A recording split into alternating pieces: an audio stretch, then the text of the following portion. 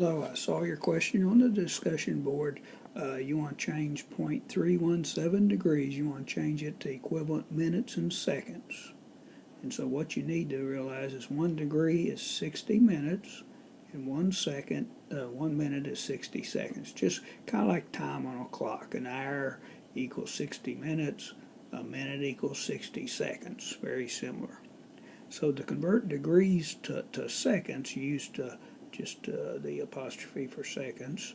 You multiply by 60. So if I multiply this decimal by 60, I get 19.02, and so that converts it from degrees. That's the symbol for degrees, and this is symbol for minutes.